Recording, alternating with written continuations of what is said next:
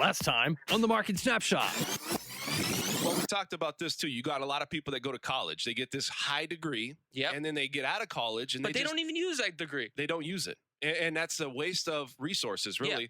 You know, we're going to talk about student loans, and we're going to talk about putting yourself in a position there. You know, it's just there's a lot of things that go on if you're out there and you're thinking, well, I'm just going to go get an entry-level position, and I'm not going to be affected, even if I have a degree. Well, guess what? You might be affected now, even if you got a 4-year or 6. You got to make those payments. Well, you might be replaced. Yeah. You know, those robots and these. So you're looking at the idea that what's going to happen to our economy if these jobs start going away? Is this going to have a trickle effect, not just from California, but across the nation? You can't live, in my opinion, unless you got one of those premium jobs that you're a pit boss or something. Yeah. And we talked about this. All these part-time jobs count about 80% of the job growth. That's it. That's a lot. That's a lot. And the service sector is hospitality. You know, you got the bartenders and stuff like that. Come on, man. This ain't like real jobs. I mean, it's phony. There is no middle ground in today's housing market. We started seeing a climb. Sales of existing homes rose sharply. So the homes that have been selling are at a higher price. Let's begin. All right, in 3, 2, 1. It's time to cut through the clutter. Refinancing your home loan. This is your source for the latest real estate and home financing news. You can actually use. My prediction is that most predictions will be wrong. It's the Market Snapshot. Going live. And now, here's your host, Dan French. And welcome and thank you for tuning into the Market Snapshot. This is Dan French from Nova Home Loans, your go-to mortgage specialist here in Las Vegas. I'm always in studio every Sunday morning, here from 11 to 1 p.m. on KDW News Talk Radio. In studio, I'm with Chakits ITZ Krulsawat from Simply Vegas. Chakits, you all there today? What's going on, bud? I'm here. I got to adjust the mic, though. I've fallen apart. Technical difficulties before we get on, huh? So the Atlanta Fed had a 0.1. This was a lockdown, really, from the negative reports that came out from the latest. And the Fed came out and said that we have a strong economy. And when you have the Atlanta Fed fare come out and it's revised from 0.4 to 0.1, originally up 0.3, that's a problem. It seems like we have a lot of revising going on within the market. You got to adjust the numbers. You got to adjust and fudge the numbers.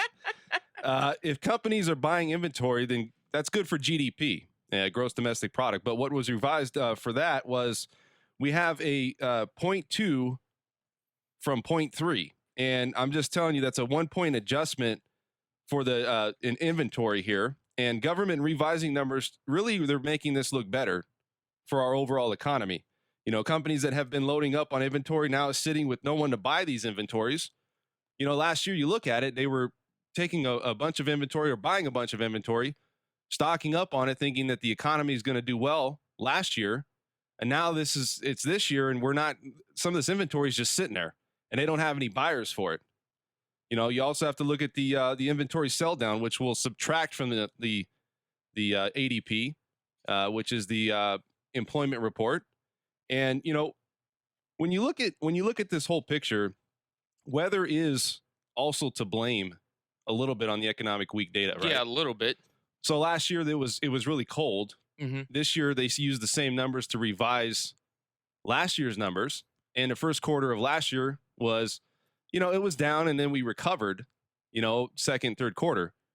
But this year it's down, and they don't really have an excuse because the weather's actually hotter, one of the hottest first quarters we've had in a very long time. I don't think the weather plays that much of a big of a deal. Come on now. Well, I don't either, but I think there's got to be an excuse of ways to say, look, you know what, the economy's doing bad because of this. So you think they're fudging the numbers until the election? I think that's happening, yes. And I think that we're going to continue to see that across the board. GDP is constantly going to be fudged. Yeah. Inventory, industrial indexes will be constantly fudged. And I think you're going to see that across the board, because if you go into one thing is this, you have to look at the fact that maybe the Democratic Party is looking to get reelected. That is correct. And so you want to look at the idea that if we have a bad economy, well, guess who they're going to blame? They're going to blame them. Democrats, yeah. Right. So Then the if- Republicans are going to win. you know, you had the Fed come out and say we have the strongest Mm-hmm. economy. Yeah. We have our economy is doing great, and all indication says it's not. So if you go and it's data dependent, and you look at the idea of, well, let's look at that and see what really is going on instead of just taking a word for somebody. Chuck, if I went to you and said, you know what, you know, we're doing phenomenal numbers, Yeah. and you know, my company's going crazy, you know, and you're going to say, well, let me see what your data is. You know, Let me see the numbers. what are you doing on the numbers, right? Gotcha. But if I just came to you and said that, and then you just took my word for it, and you just went, well, Dan's doing wonderful. Well, I think that's what's going on here. They're just taking the word for somebody, and really it's not. It's if you look at all this economic Well, data. that's why if you take a look at the polls with Donald Trump, he's really leading in the nation. So what does that tell you? He's talking about let's make America great again. If that was the case, if we had a good economy, you think he would have all those followers? No, I think it's the same with Bernie Sanders. Yeah. He's doing the same thing. He's on every level of socialist, if you want to call it, or liberal, if you want to call it. Yeah. And he's going in the other direction. And everybody's still, he's got almost as much points as Hillary. Yeah. So, I mean, something's wrong here. And there's obviously not a lot of strength or consumer confidence in the economy. The trade deficit will also keep getting bigger. This will put another drag on GDP. Mm-hmm. It's another contribution of what's going to bring down our economy as far as gross domestic product. And, you know, if you look at it from let's say 2 years ago. Yeah. And now we're at this year. First quarter for each of those past 2 years has been weak. So we get that. Okay. Yeah. But it was the economies that we had on those previous 2 years were in better shape in that second quarter, which would pull us out for that year. Correct. Second and third quarter doesn't look that way. Yeah. It does look like it probably decline in a lot of ways. And I'm going to come out and say, you know what, if it goes second and third quarter, are we in a recession? What do you think? I think we are already in a recession. You think we're in a recession when everything out there is saying that we're having good economic data, everything's going well. You know, there's a lot of consumer confidence. Again, it's not data dependent, but that's what you're hearing. Yes. So you think we're in a recession? I think globally we are in a recession, but as far as Las Vegas is concerned, I think we're still sitting pretty. Unemployment's a little bit less than 5.8%. The nation is at 5%. So, you know, a lot of things are going along out here in Las Vegas, and we're moving along forward. I mean, I think everything's good. It really just depends in your local economy. You know, how's everything doing? Well, there's some states that are going to be bankrupt, right? Do you Well, think? there's a lot of states Right. that are almost in brink of financial crisis. What's going to stop that? Printing more Printing money? more money. Right, And so- here's the thing: they will print more money, but after the Democratic Party has been elected. I think what's going to happen here is this whole thing's going to, come to fruition if you have a problem where we raise interest rates. Yeah. All of a sudden, everything is going to skyrocket. We're going to have inflation. I think is going to be a big indicator. Yeah. And I think at that point, we're just going to have to recover on its own. So really what they're doing is they're just kicking that can, like you said, always down the road. They're delaying the inevitable, and they're making it worse for the economy to come back Correct. for a longer period by them printing money and keep stimulating the economy. So if the Democratic Party gets elected, what's going to happen is there's going to be QE4. The good news about QE4 is that our economy here in Las Vegas will see another 8 more years, which is a great thing. But inflation will occur, so keep that in mind. It will occur. All right. Thank you for tuning into the Market Snapshot. This is Dan French, and we're going to go right into the market rundown. Are you ready for the market rundown, Chakits? I'm always ready. All right, let's go So, off. honey, what are you going to rant about today? Can we get a little preview? It's the market rundown. Financing news and events. We're going over housing market again, statistics, interest rate trending, mortgage rates and availability. Take a dive. We're going to talk about how rates have started to go the other direction again. Investment homes soar in 2015. And that's it. We're going to go right from there and go right into Chakits. You want to talk here a little bit about financing news and events? Financing news and events. Why don't you start off? Why I got to start off? You the man. Hey, did you hear about we had $15 raise in minimum wage in California? Well, that's going to take effect in, I think, 2019 or 2020. So it did pass. We talked about it before. So if you look at that, the $15, okay, if you look at it as an inventory, or not inventory, but as a small business owner, a small business owner that is producing goods, and you can get something at a discount as an employee, not have some of the risks and responsibilities of having an employee.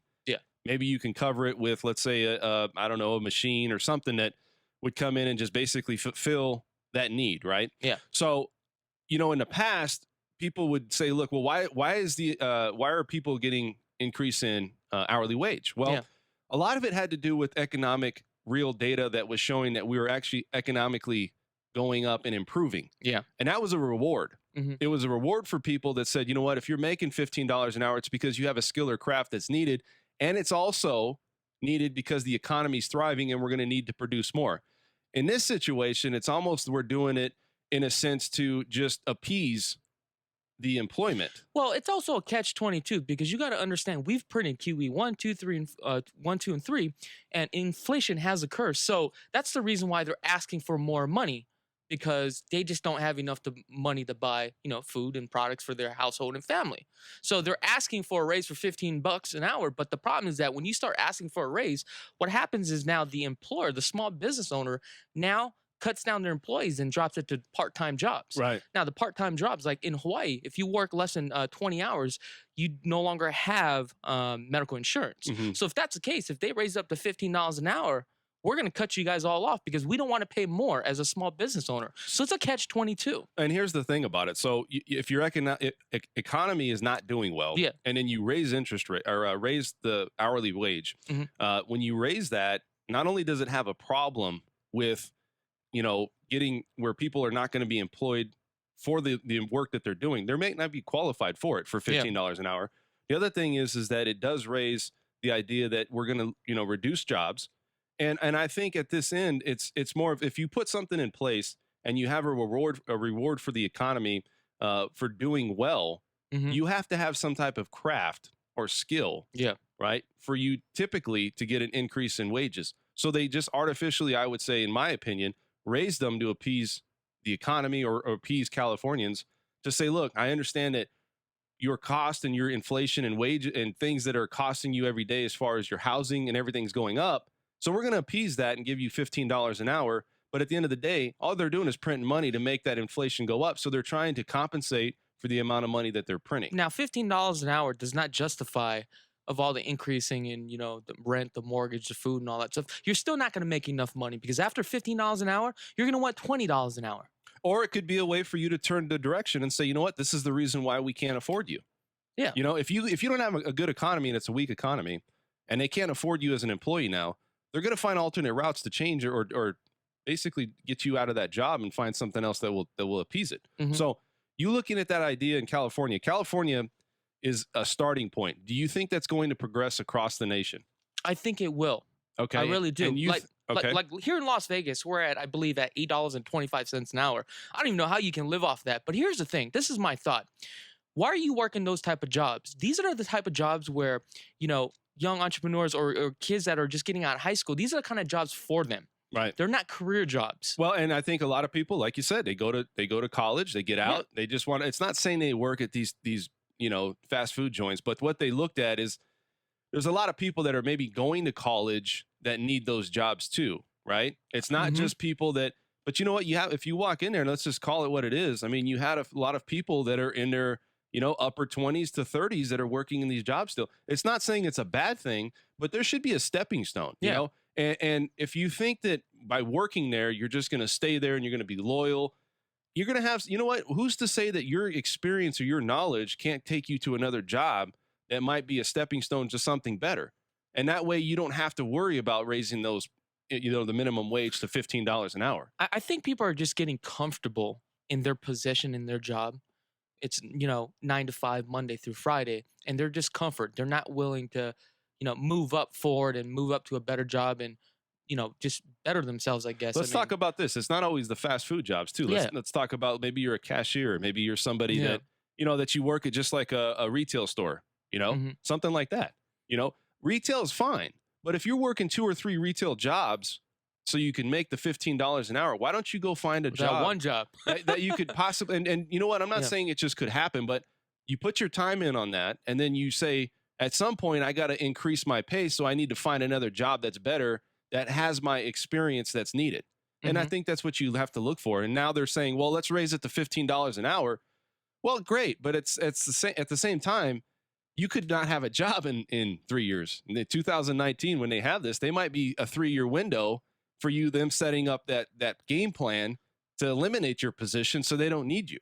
I think a majority of those jobs out there are people with just a high school diploma too as well. Because if we take a look at it, there are a lot of people that are out there. I don't know what the numbers are, but I'm sure there's a lot. Well, I would say yes, but I would also say that, there's been a big study lately that a lot of people that go are college educated that go and they get, I don't know, a degree in psychology. I don't know, whatever, but they don't use it.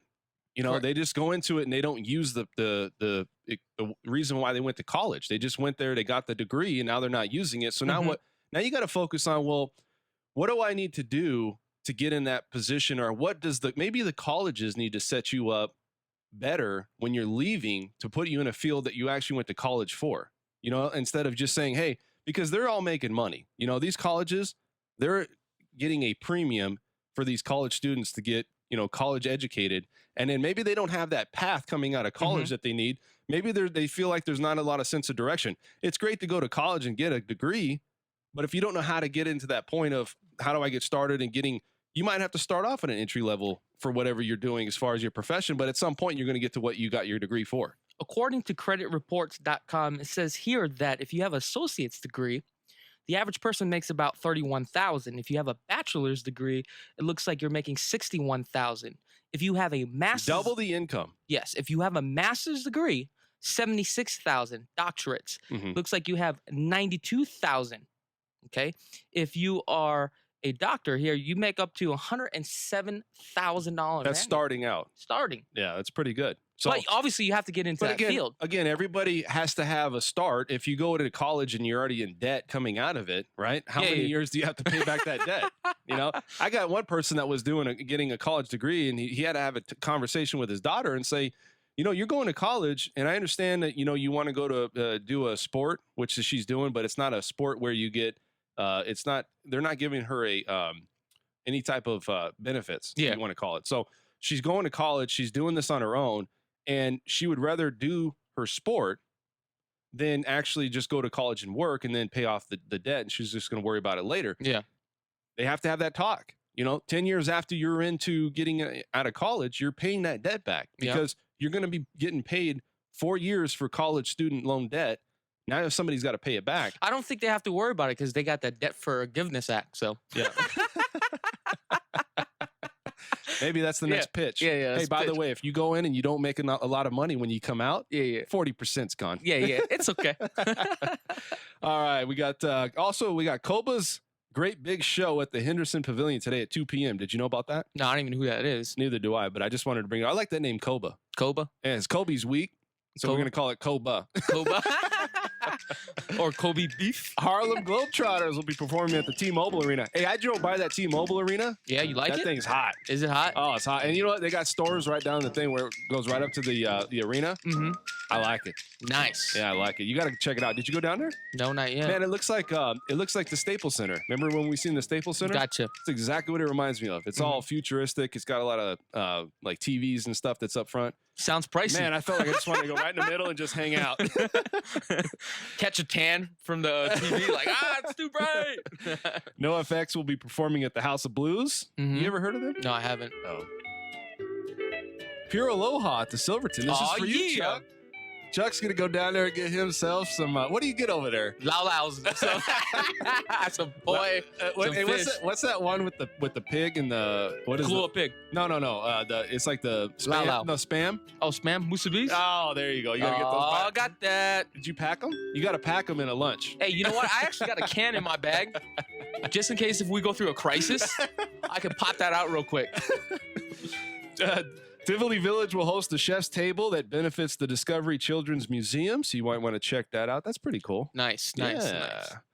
And let's go to financing news. If you are a lender, I would be chomping at the bit to originating FHA loans, although lenders are certainly happy to originate and grab market share and profitability for FHA loans. It's hard to see why others, such as Chase, have scaled way back in the government program. Well, one reason might be this. The Department of Justice announced that the United States has settled civil mortgage fraud claims against Wells Fargo and Wells Fargo Executive stemming from Wells Fargo participation in the FHA direct endorsement lender program and settlement. Wells Fargo agreed to pay $1.2 billion and admitted acknowledgement and accepted responsibility, amongst other things, certifying the Department of Housing and Urban Development during the period of May 2001 through December 2008 that certain residential home mortgage loans were eligible for financing through FHA. Didn't we talk about that? Yeah, so basically what happened was when we went through the crisis, they lost our money. They went back to the feds. The feds gave the bank the money. Now that the bank has our money, they just pay us back with our money. Let's put it in perspective, all right? So if you take, basically what it's saying is they were doing loans that were not FHA insured. Yeah. We talked about that before, okay?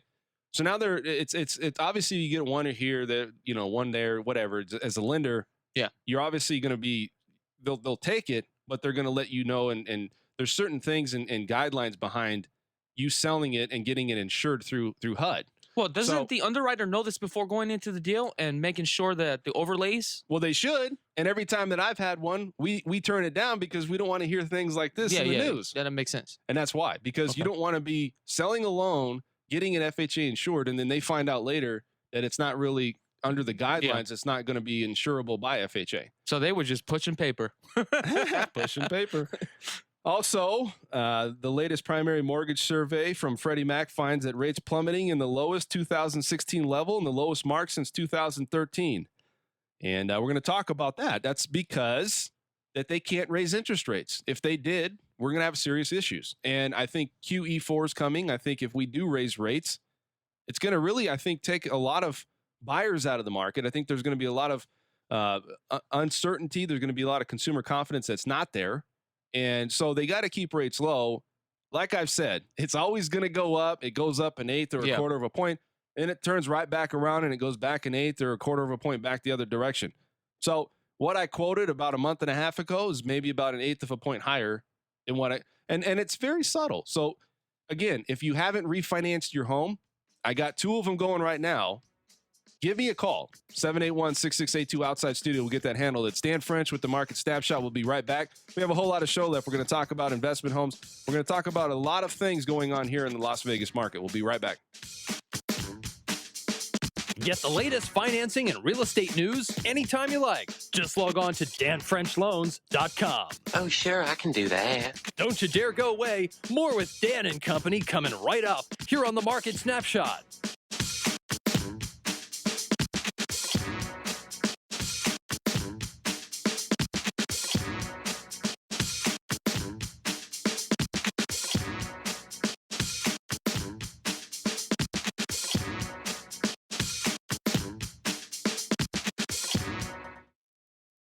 AP update, I'm Ed Donahue. Ecuador's vice president says at least 235 people are dead. Another 1,500 are injured from a powerful magnitude 7.8 earthquake.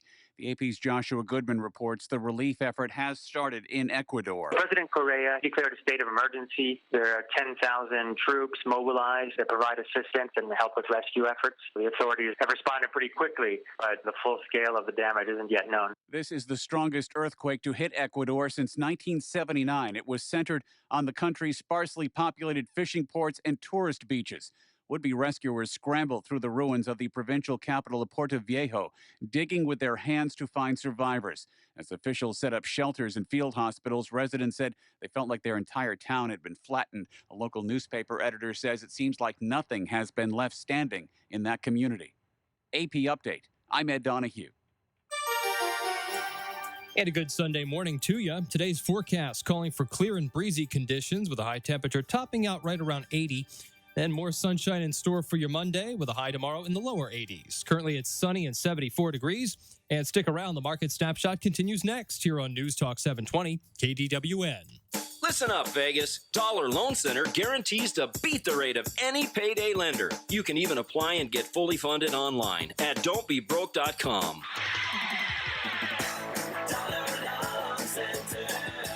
Get a signature loan up to $2,500 in minutes with no hidden fees and no checking account required. And now, you can get an auto title loan for up to 80% of your vehicle's value, and we lend up to $10,000. No credit check required to get your auto title loan. At Dollar Loan Center, you only pay for the time you have the loan out, and we lend more, way more than the rest. We have more than 30 area locations to serve you, or apply and get funded online at don'tbebroke.com. Signature loans up to $2,500 or auto title loans up to $10,000.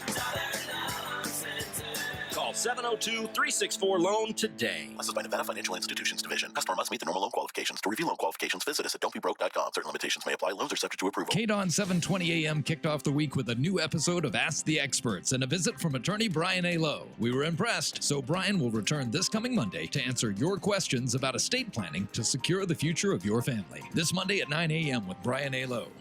Purchasing your first home or refinancing your current home are both major financial decisions that necessitate having the right person on your side. Hi, I'm Dan French with Nova Home Loans, and I'll put my 9 years experience to work for you to make the loan process as easy as possible. Call me today, Dan French, at 702-216-3907. And for real estate and home financing news you can use, catch the Market Snapshot every Sunday from 11 a.m. till 1 p.m. on News Talk 720, KDWN.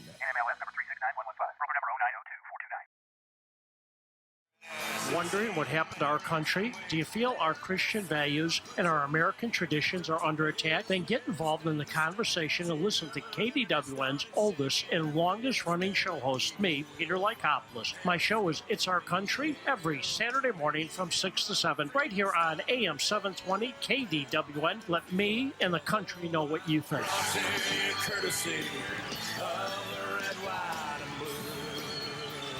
Are you a badass?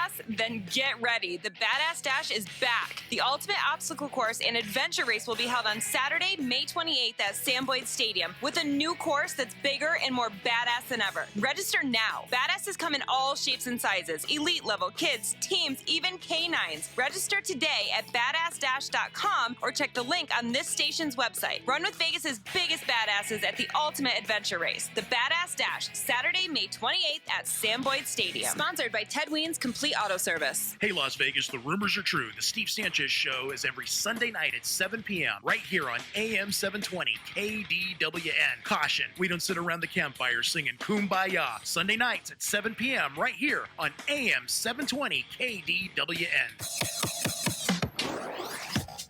You provide the radio, they'll provide the content. No problem. It's the Market Snapshot on News Talk 720 KDWN.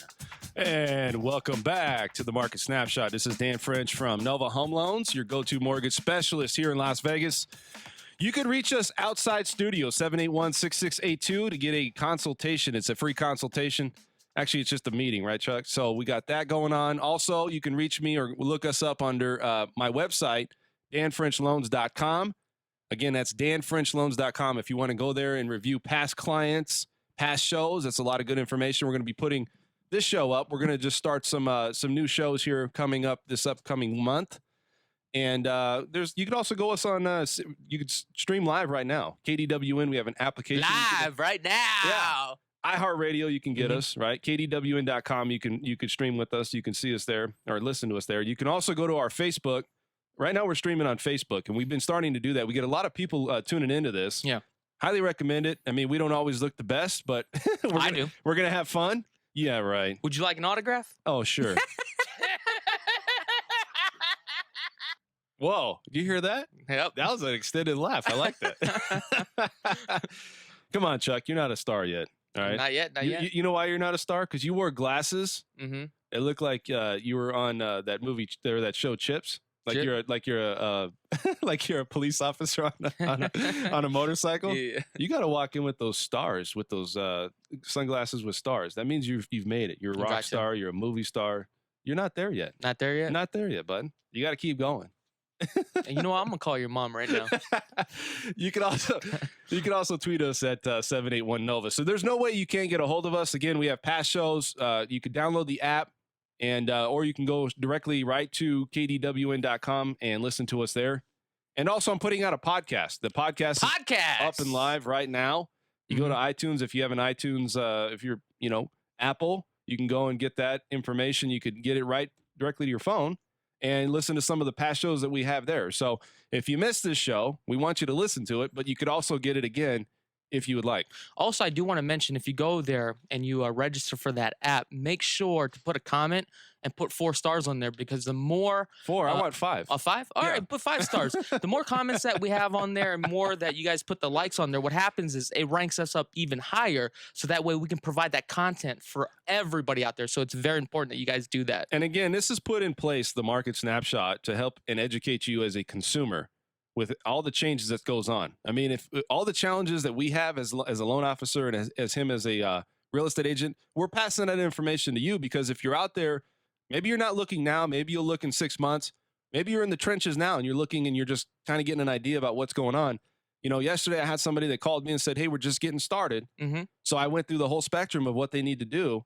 That does help. Yeah. You know, it helps them. It helps them make better decisions. It gives them that barometer, where to start. Exactly. And then that tells them down the road, you know, rates, I kind of got a good idea with that. You know, average median price home, I got a good idea with that. So if I'm buying an investment property, is it a good return on my investment? We talk about all these things on this show. Really, it's there to benefit you. So it's to allow for you to have that barometer to see where you stand, and you can dictate the market when to pull the trigger. Talking about that, we actually have a client today that we have an appointment over 384 days, and he's finally met up with us and he's ready to go, but he stuck it in for a whole year. You called him every day, didn't you? Every day.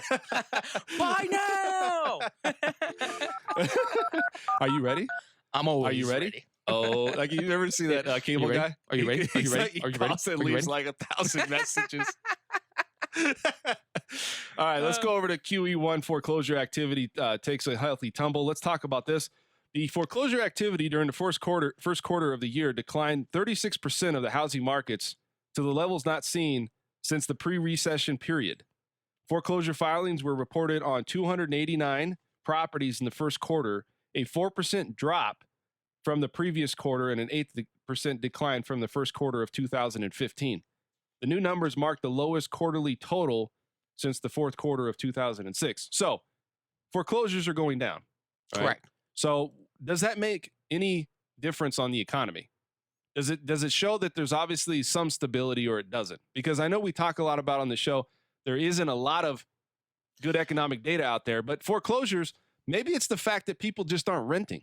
Maybe it's the fact that you have the average consumer that's now looking to rent and actually get into a property. And so when they do foreclose, you don't have other people coming in and kind of getting into that filtration or that cycle of a new wave of foreclosures, because people are now not looking towards purchasing a home anymore as much. Well, let's talk about our shadow inventory. What was it, like 23% that we were saying, or 25%? What's shadow?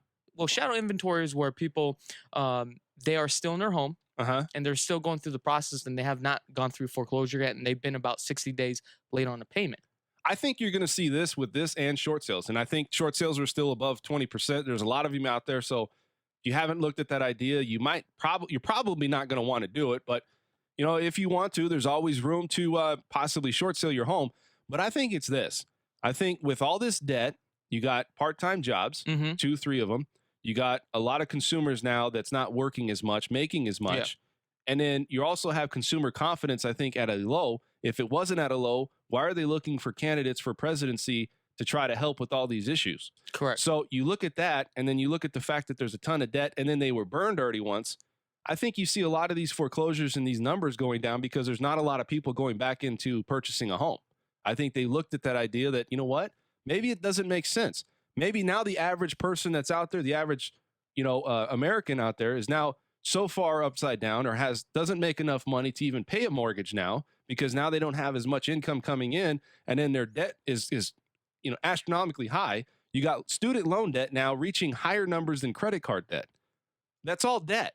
So if you get into that position, why would you want to buy a house? Why would and I think a lot of these owners, what they're doing is also filing for bankruptcy as well, and they're tying their property up into BK, and they're living out as long as they can in these properties. You see what I'm saying? Also, there's a lot of laws in place now for the the sellers, where they can just stay in the property and drag it out as long as they can. Right. And take the full benefits. But the problem is, it does hurt them. But I think if you look at these numbers, obviously they're going down because we're you could say we're recovering, but you could also say that maybe that wave of people that got burned, they're not getting back into the market because there's always that next wave of foreclosures coming. Yeah. That's not happening. It seems like it's dropping, which is good, but maybe that's what's occurring here. And maybe that's what we're seeing here on a grand scale. But there are a lot of properties out there in the market today that is still underwater. And part of the issue is that a lot of these owners, they're probably only like $20,000 to $30,000, underwater. And they're still having that hope and praise that, hey, maybe one day we'll break even. But it doesn't count to break even. So you don't want to be staying in your property for 20 years to break even. No, you don't. Who wants to do that? Nobody. And the foreclosures now are starting to go the other direction. But look at the first quarter. The first quarter data dependent, like we always talk about, nothing was well. And they had to revise a ton of things to make it look appeasing, like we've talked about. Is this going to continue to happen? So this is all fictitious numbers. Third, yeah, exactly. Because, well, it's numbers that are, look, just like the rate hike. Let's talk about that. So if you get a rate hike, you have to do it at some point. And I think they're, like you said, either QE4 or 5 or whatever's going to happen, they're going to have to keep doing that because they really can't afford to do a rate hike because once that happens, we raised it 1/4 of a point from the Federal Reserve rate. Okay. Things just started to go really turmoil in a lot of ways. Yeah. And I think the reason why that happened was because inflation and things started to occur. You're going to see the same thing happen even if they raise it a little bit in the future. So what indication from just that does that not show you that this is going to be another, QE4 or 5? Because you're going to have to do it. They're going to have to keep stimulating the economy. And if they don't raise rates, because it's going to happen at some point, they have to because they keep putting that out there about the rate hike. So I think the consumers are not that alarmed because at a macro level, they're not feeling it. Do you see what I'm saying? So it doesn't bother them. Well, and then typically the stocks have been doing well. Yes, right? it has. And why is that? Do you have any idea why that is? No, I don't. Well, I think it's more of that. It's like in between. It's not a bad, it's a bad economy, but because of the bad economy, there's some good things that's coming in for stocks, in my opinion, because typically from what I've read is that when you have an economy that's not doing well, stocks aren't doing well. Yeah. Typically. So there's got to be something that's benefiting from these stock increases or these stock gains. And I think it's maybe because it's like in the middle, like there's a happy medium in there as far as, well, with the stocks, with the rate hike and everything that's going on, somebody's benefiting from it. And I think that's what's going on. The stock market right now is benefiting from the fact that maybe there's consumer confidence that's not good in the economy. So maybe they're looking towards stocks. I don't know. Yeah, but if we take a look at other countries like China, Japan, and Europe, their stocks has plummeted. Yeah, and normally that does happen, but our stocks seem like they've been going up, and I think that there's got to be a good reason for it. Maybe we should look at that up and see. But I just noticed this recently that the stock market's been doing well. Yeah, I mean we're sitting around 17,000 points or something like that. Yeah, I mean, but you know what? On Friday on closing, if you look at the SP 500 and the Dow Jones, they are down slightly, but it's not enough to make a dramatic change. Well, I think what's going to also happen is if the dollar collapses, that's also going to be another indication that obviously we're in a recession. Talking about that, I did a research. If we take a look from 1913 until 2011, our dollar had dropped down to 97%. Our dollar's only worth 3%. And that's the thing is if you have a collapse in the dollar and the value's not there, then that's the indication that the Fed is really going to have to try to save that. Correct. I think once it gets to the point where we can't come back from the decreasing dollar value, they're going to have to raise rates, and then guess what? Then we're going to go through that recession. Well, talking about that, if you take a look at gold versus silver, the price of gold is at $12.60 today? I believe at $12.60. Gold's gone up, yeah. Gold's gone up, and what happens is everybody discredits silver. But if you take a look at silver now, we're sitting at $16.80 an ounce. So, you might want to stockpile that on the safe side as far as reserves. So, in all this, we're just referencing why the foreclosure rate has gone down compared to weak numbers from all directions, really, from the economy in the first quarter. Yeah. And I don't know. I think that's what the contribution is. I think, just like we said, really to break it down, the Fed can't do anything as far as where they're at. Their hands are kind of tied. So all they can do is either print money or raise interest rates. That's the bottom line.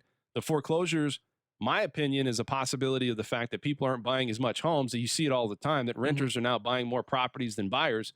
And so when you get into that position, you have to have some type of, it's like a wave, you know, you got to go through a wave of foreclosures. You go through a wave of just short sales, all these things that's going on. And I think that wave is gone, but I don't think you see people also getting into homes anymore as much either. So I think that's also a contribution of why you see that. Mhm. I just don't see that there's that many people that are really, from what I'm looking at, they don't look at the idea that they want to purchase another home. You have these boomerang buyers and all these people with debt and things. So it's really, hopefully these numbers get better in the second or third quarter. My indication from what I've been hearing is that it's not. Yeah. But we'll see. So let's go over the market. Let's do some market statistics. You got anything for me over there? Are you ready for the market statistics? Let's do it. All right, let's do it. Single family residence. Last week, we actually sold 494 properties. That's actually pretty good, up about 100 homes. For the median for a 3-bedroom for a single family home, right now was actually listed at $227,000. Guess what we sold at? Where? How much? What How much did we sell? You not paying attention? 225. 225. Man, and I'm on it. At $120 a square foot, average days on the market has dropped from 34 days now to 31 days. Wow. Things are moving along. You said 34 to 31? 34 to 31 days. Wow. What is that telling you? That tells you that people are pricing their homes right. And things are moving quickly. Talking about that, we went out to North Las Vegas. North Las Vegas. What's out there? North. Is that where Red The Rock's boonies. at? No, it's just, I just laid. Well, North, I'm going to tell you right now, I have a client. We have a lot of clients that looking all over through the Las Vegas Valley. But North Las Vegas, I can tell you right now, there's a lot of development that's going on out there. Who's developing? Everybody. Oh. All the builders? All the builders. Oh. Pulte. All the people. All the people. All the big peoples. Here's the thing. If you are bought out of the market out in the Southwest or out in Summerlin or out in Henderson or even Aliante, you may want to consider the northeast side of town, which is the the north side of the 15, which is right next to Nellis. There's a lot of new development out there. You can actually get a lot of bang for your buck. Yep. $98 a square foot. Question for you, though. Yeah. Does it come with the security alarm system? And does it come with bars? What? Man, I'm trying to hype up North Las Vegas right now. There's a lot of stuff going on in North Las Vegas. Number one, you got Faraday, which is that electric car manufacturing company. Yeah. Which is they actually broke ground Wednesday, 900 acres. You're trying to show a shot out, right? That's right. Throw that shot out to Eli Musk. That's the owner. That's my boy right there. Oh, is it? I'll get you a car. Is it? Oh, okay. Well, there's a lot of new development that's going out there, and I was surprised by going out there and seeing the type of home that you can actually get. Believe it or not, I walked into this home, 2,700 square feet, for less than $250,000. 5 bedrooms, had a den, a loft, hardwood floors. Wow. 3-car garage. I'm sold. It was banging. Oh, my God. It was right next to the pig farm. Wow. Oh my God. But the good news was you could slaughter the pig in the morning and have bacon for breakfast. That is correct. But on a serious note, the pig farm. Yeah. It's not under contract, but they are considering selling it because the owners are actually moving out to Apex, which is the city of North Las Vegas had provided to them. So if you're actually thinking about buying and you're buying around that location, maybe now's the time to buy in that location, just in case if it does sell off, Chuck, you sold me, man, until you got to the pig farm. Once I got to the pig farm, I was like, and listen, all you pig lovers out there, we're fine with that. You could, if you want to sit next to your pig farm and, get with them and go in with that aroma. Hey, but Chuck, you lost me, man. I mean, you had me sold. You had hardwood floors, and I was just like, bang, bang. And then all of a sudden you said, I was like, what? Got lost on the pig farm. Here's the thing. If we take a look at single-family residents today, we actually have a total of 7,033 properties currently available on the market. Let's take a look at the financing consideration. Obviously, if you're a cash buyer, you have access to all the properties and you can submit an offer. Yeah. Now, if we take a look as far as for cash buyers closings last week, only 21%. So just because you're a cash buyer. 21% cash buyers last week. That's it. That's it. For closings. I thought it was at like what? 30%? Well, it actually dropped from 25 down to 21%. See? So if you're an FHA buyer, VA buyer, conventional, you got a shot. I got a shot here to show out to throw out to my client here. So I'm going to tell you something. Yeah. What I had was a story last week. Client comes in and they're, you know what, I have $20,000 in the bank. I don't really want to spend it all.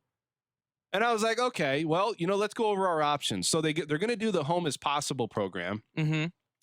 Now I told them, looking at that program, you have a little bit higher interest rate. Yeah. And that's maybe something you kind of want to steer away with. You got $20,000 in the bank. You're looking long term. Why not you just go ahead and get the 20% down? Or? No, just put 3.5% down and use, and it's like $8,000 or $9,000 for their down payment. They're like, well, we don't want to pay the closing costs. I was like, look, I understand. For me, did you break it down as far as how long you're living here and what the numbers are? Yeah, I broke it down, but the thing is this. Everybody's different, and I get it. You have a family, you're moving in. Like, I know I put 10% down when I got in. The problem is this.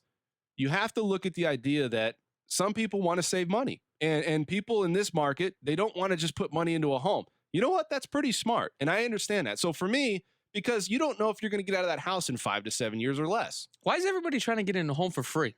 It's not for free. It's just for the least amount that they can that will affect them the most. But you know what? Everybody wants something for free. We're in a society of obligation and entitlement. Chuck, you are too, right? No. No. Anyways. Because every time I come to you, you're like, Chuck, I need 20% down. It's like, why I got to put 20% down? Because what's that, 5 or 10? I want that offer strong. Man. Anyway, so let's talk about this. Always hustling me, man. So this client comes in, she's got the money, and what we're doing is I'm giving her a lender credit instead of getting the closing costs. And you know what? The rate is still going to raise a little bit, but it's not as high as the Home is Possible. What do you mean lender's credit? So a lender's credit is, I'll give you, on my par rate, I give you a rebate back on your interest rate, right? Towards your closing costs. Well, we raised the rate up a little bit, so she's not getting the full amount back from closing costs from the seller. I think they're only going to contribute $2,000, but I'm going to give her the $3,500 difference. Gotcha. And that's important. So when you look at that and you look at the cash buyers versus a person that's doing financing has options. There's other things that you have out there that you might raise that price $5,000, but you might get closing costs paid by the seller because they know basically you're washing it away. You're wiping one away for the other. Why not look at that? And these are the things that's coming on. And cash buyers are being beat out right now by FHA, conventional. By anybody that has financing because they're offering a higher price. Correct. Now, if we take a look at conventional, 97% of the single-family residents out there will qualify for conventional financing. The closing ratios is only at 35%, which is same from previous week. So 35% are closing with conventional. Moving along to FHA, 62% of the market. So if you are an FHA buyer, $287,500, is that correct? And below. And below. You have 62% of the homes to choose from. But obviously that number will decline based upon your purchasing power. But if we take a look at the closing ratio, 32%. 32%. So what does that tell you, Dan?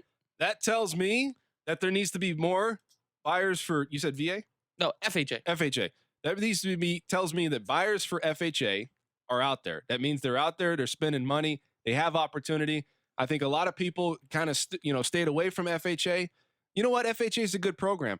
Conventional is a little bit better, but guess what? You're going to pay a slightly higher, typically, not always, but a slightly higher interest rate because they're geared more towards credit rating on when you get your interest rate from that and compensating factors from that, where I think you look at FHA, it's more debt ratio driven. So if you're sitting on the sidelines and you have the option from conventional or FHA, how do you determine, is this more feasible for that consumer to go FHA versus it's simple. Conventional? It's simple because if you have mortgage insurance, I don't want to pay I always preach everybody out there, you if you're going to rent, I would look to buy a mortgage than rent because you have to pay a payment anyways.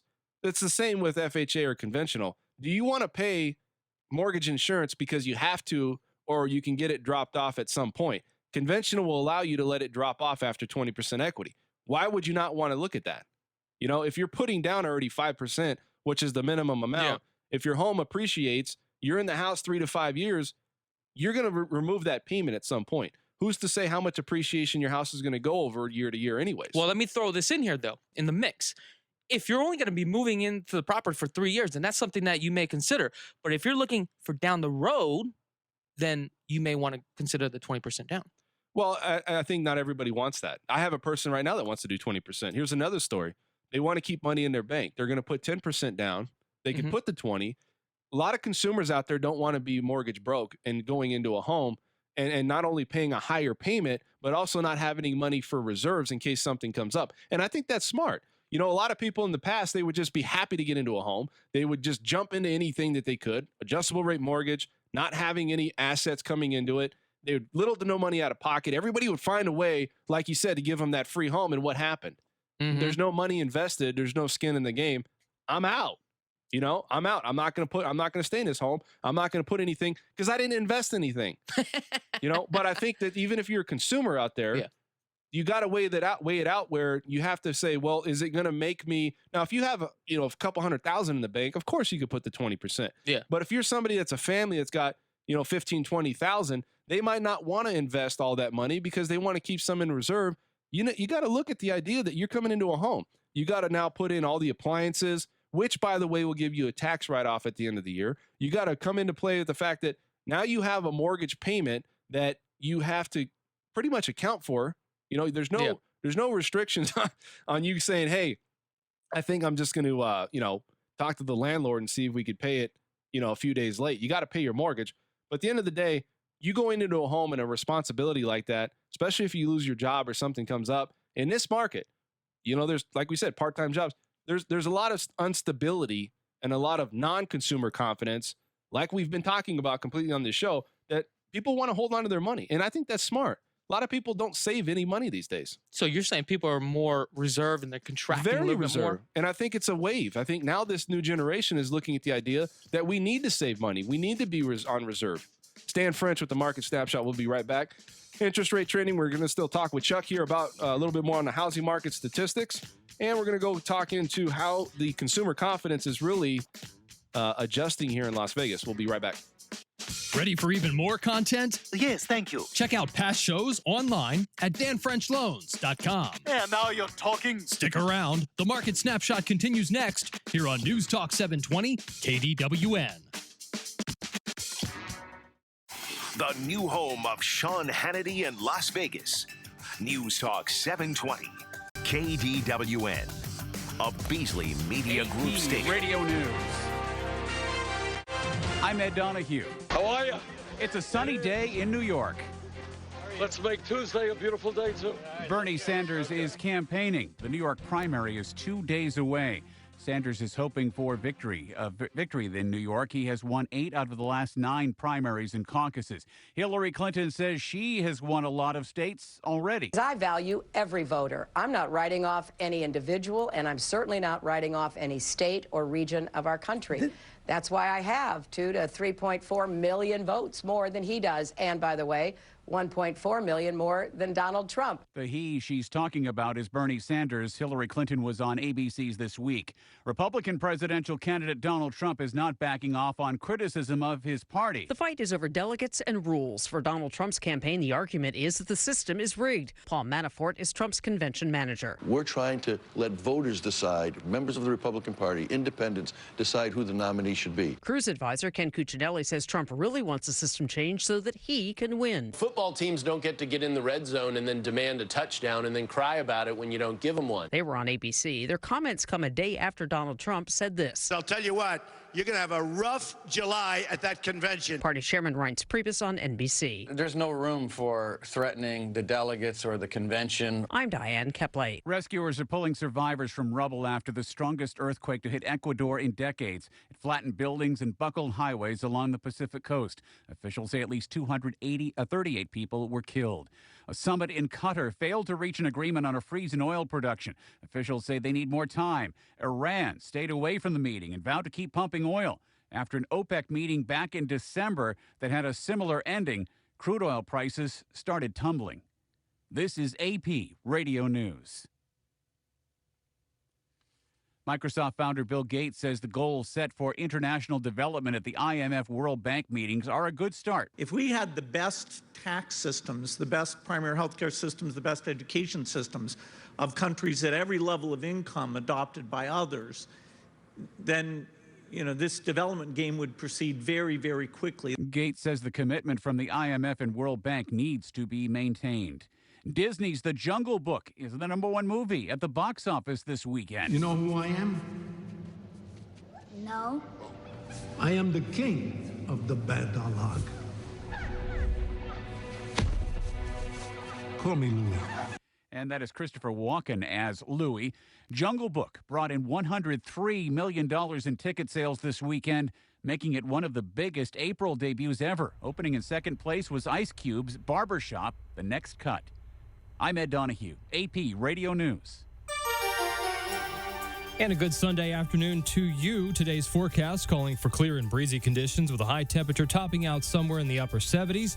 Clear skies tonight with a low in the upper 50s, then more sunshine in store for your Monday with a bit less wind, and that means warmer temperatures, looking for a high tomorrow in the low 80s. Currently sunny and 74 degrees.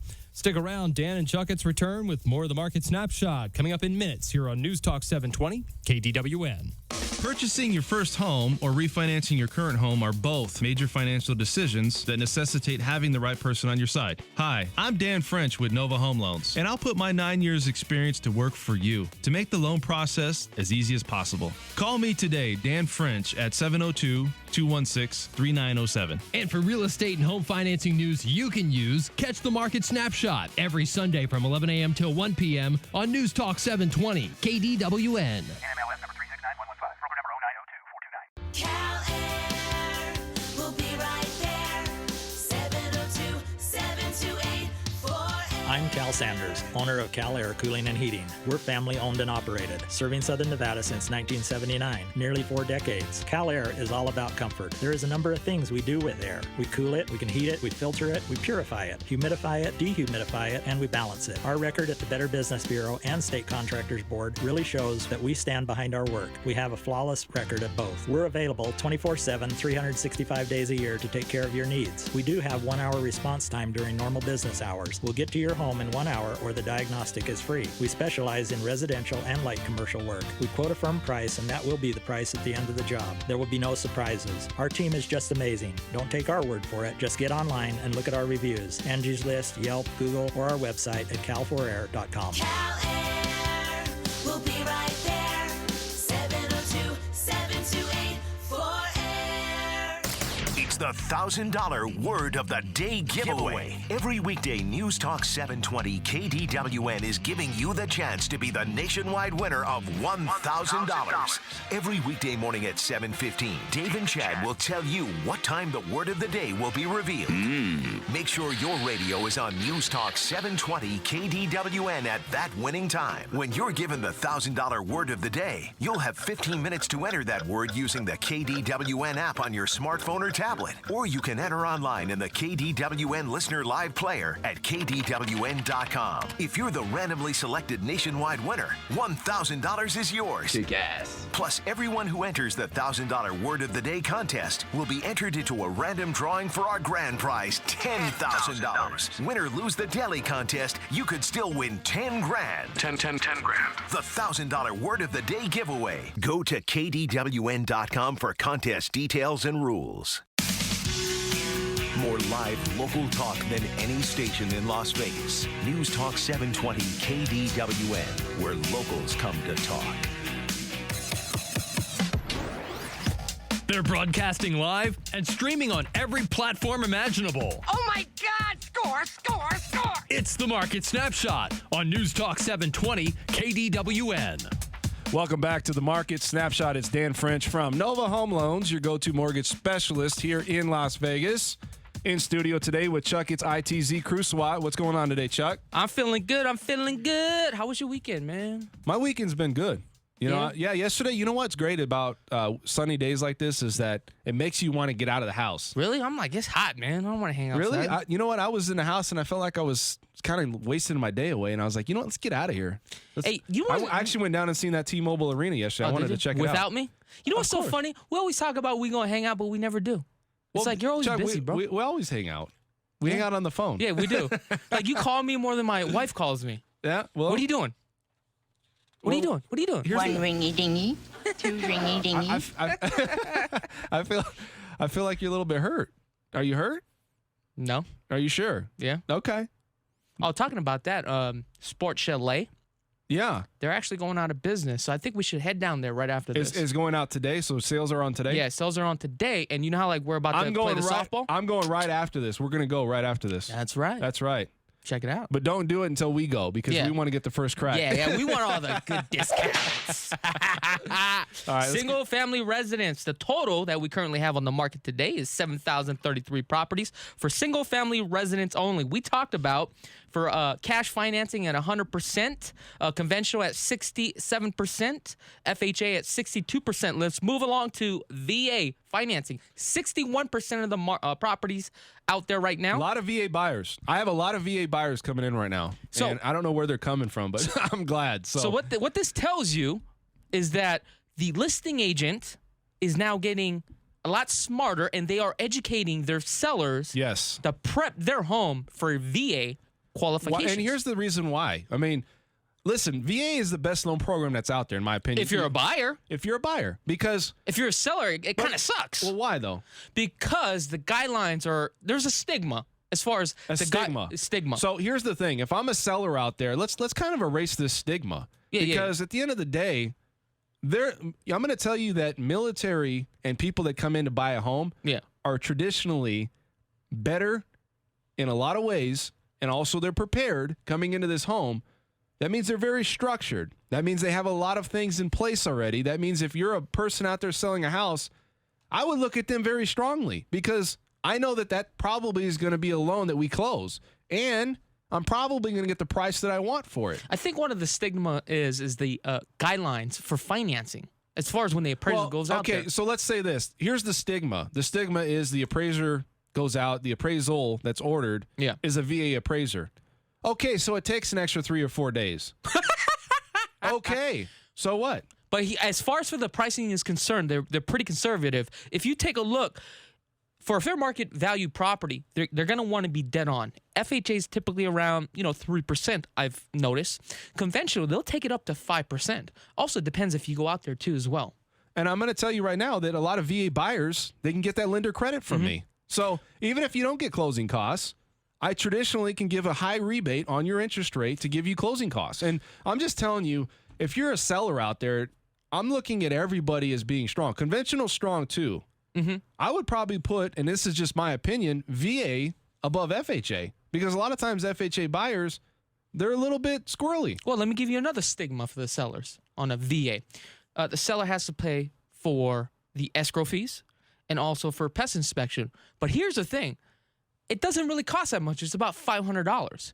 Not only that, I think the other stigma is that the sellers believe... I think it's less than $500. No, it's $500. Okay, but let me say something about that. Yeah.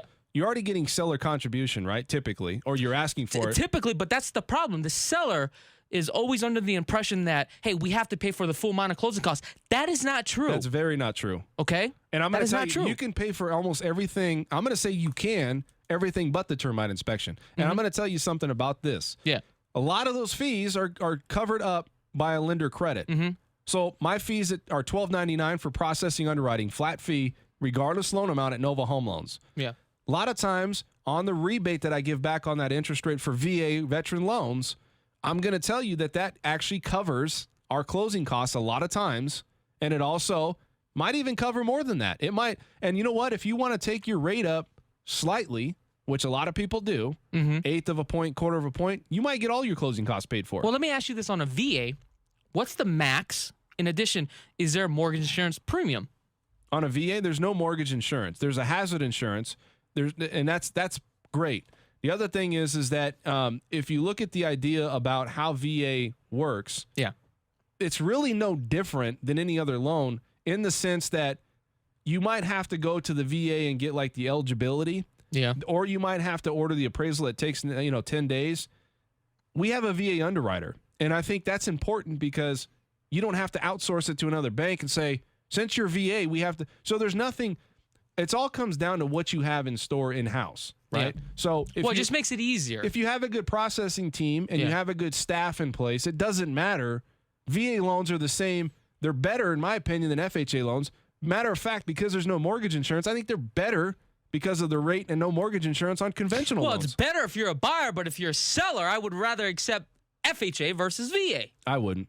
I would. I would not. That's just my personal opinion. No, VA right now, I think, is a better program than FHA because you know what? you are a buyer. No, and here's the other thing. How high can you go on a VA loan? What, like 400 and something? 417. 417? Yeah. How high can you go on an FHA loan? 287, 500. There you go. Every way possible, I've already produced that the fact that they typically have better rates. You can go higher on purchasing the home. I'm talking about on the closing ratio. Well, it doesn't matter the closing ratio. It just matters of if you're buying a home and you're thinking as a seller, what extra things could come into play that could actually hurt us. The FHA buyers, in my opinion, are not as qualified, but they're not as good in some ways as VA.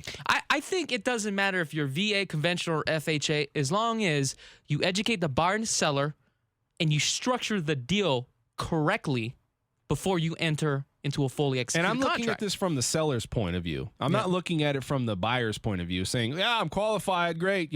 They don't know this. From a seller's point of view, if I'm selling a home, I would look at every offer equally, but I would definitely look at the VA, not saying it's the lowest on the totem pole. But you have to understand, if the property is priced correctly in today's market, if you get a VA or FHA buyer that submits an offer, the seller only cares for one thing.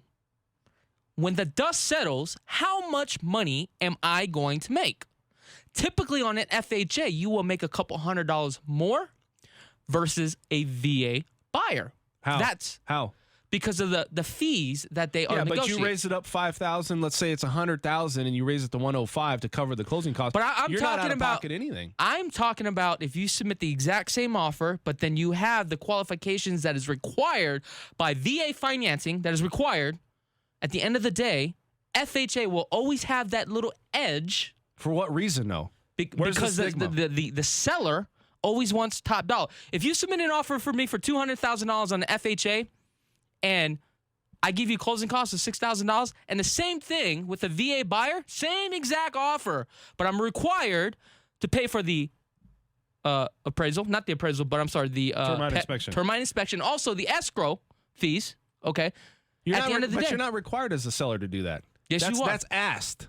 You're not required. No escrow fees. No, you're not required to do it. Basically, you can get a lender credit from me. Right? And if you get that, it always happens. I'm talking about if we're at the same level of playing field, at the end of the day, when the dust settles, but if it's seller only cares about how much money they're going to make. Here's what you should do, all right? You should contact that lender and ask them, hey, do you give closing cost incentive? Because I do. Yeah. Let's say you're a seller and you see my name come across on the actual contract as being the lender. You might want to give me a call and say, hey, how qualified is this person? If you want, if this is really adamant, and say, you know what, do you have lender credit available? Because I'm going to tell you something.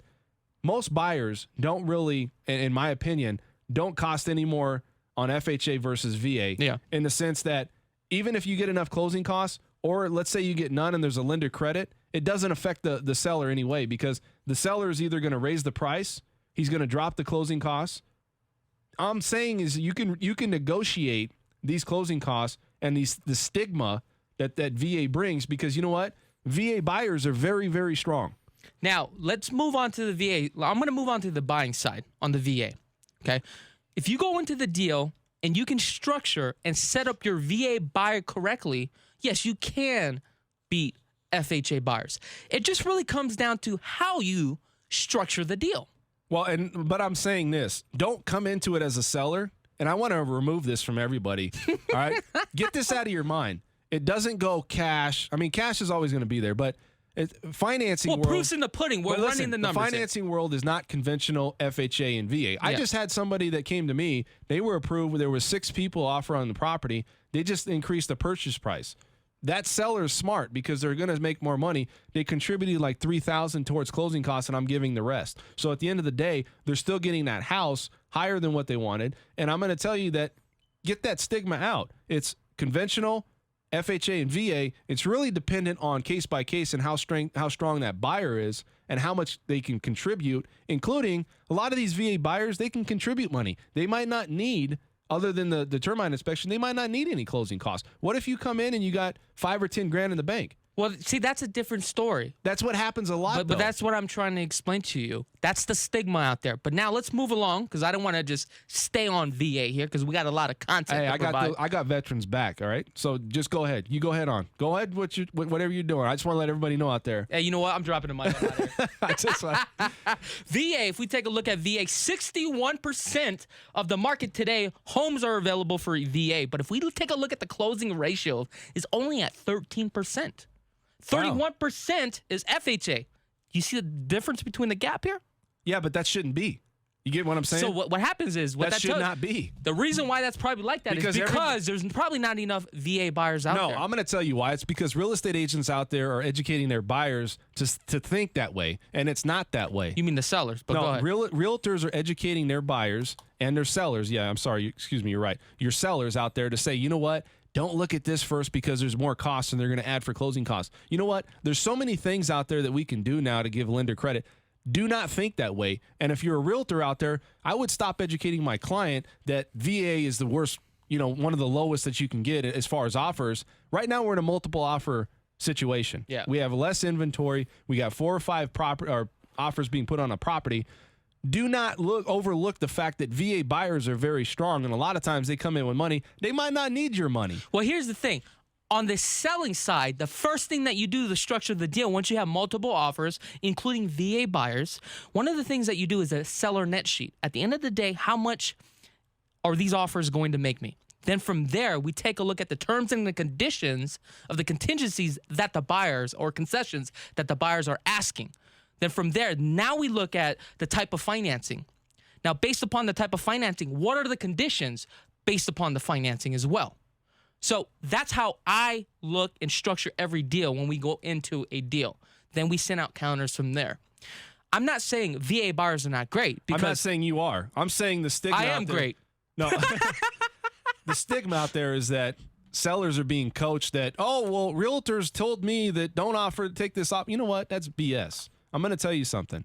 VA, conventional FHA, they're all equally, and they all have their own purpose. And I'm going to tell you right now, each one of them is equally qualified. So don't run the totem pole. It's really dependent, though, on really what your goals are as a seller as far as getting top dollar if you want to put closing costs. But remember, you have closing costs offer or incentive from me on FHA, on VA buyers. So if you look at those and say, well, those are the two weaker, well, they might not be, because if they have closing costs that they're coming in, but then I can give them a rebate to compensate some of those, that might help the situation, right?